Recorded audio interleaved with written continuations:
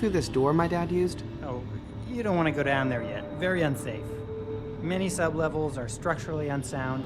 Who knows if the air's breathable? Plus, there's some rogue automatons I've yet to get under control. Why didn't you warn my dad about that stuff? Didn't you see the look in his eyes? I knew there was no stopping him. More than a year ago, Broken Age proved that adventure games aren't dead, they just weren't being given the proper attention. As expected of Tim Schafer and his Double Fine crew, the first act of Broken Age is filled with wildly inventive characters, locales, and a sense of humor all its own. And while the second half has many of the same wonderful qualities, a sense of inertia and poor payoff prevent it from being a triumphant conclusion. Let's see if this works. As before, much of the second act is split into two halves, one continuing the story of Shay and the other of Vela. In the first act, Shay is a boy that dreams of a life beyond the overprotected walls of his spaceship.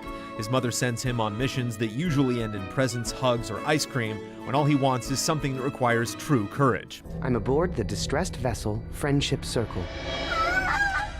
Vela has the opposite problem in Act 1. She lives in a small village that loves to bake sugary treats. Everything is perfect except for a roaming, rampaging monster known as Mog Chothra. Out of fear, the various villages present a handful of maidens as a sacrifice, hoping it's sufficient tribute.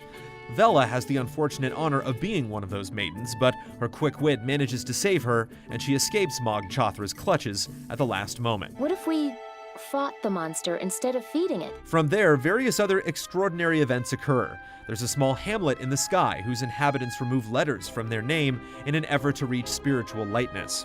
Shrieking, terrified trees prevent a hipster lumberjack from making furniture, and a talking space knife seems intent on slicing up the entire universe. Who are you? Are you in control of this monster ship? Most of it is exceptionally creative and quite funny. The problem is that the second act reuses almost all of it. Except for a few rooms at the end of the game, everywhere you go in Act 2 is somewhere you've been before. The difference is that the areas previously explored by Vela are traversed by Shay, and vice versa. Things have changed, such as the lumberjack developing a love for working with metal, and Shay's ship is in a severe state of disrepair. Yet while it's great seeing all of the differences, Act 2 ultimately lacks the sense of adventure of the prior half. Even many of the jokes build on what was previously established. I might look like a politician, but underneath it all, I'm just a guy who loves sand. Adding to the frustration is the main antagonist. His motivations are explained so hurriedly, it's as if the game doesn't really care about any of it.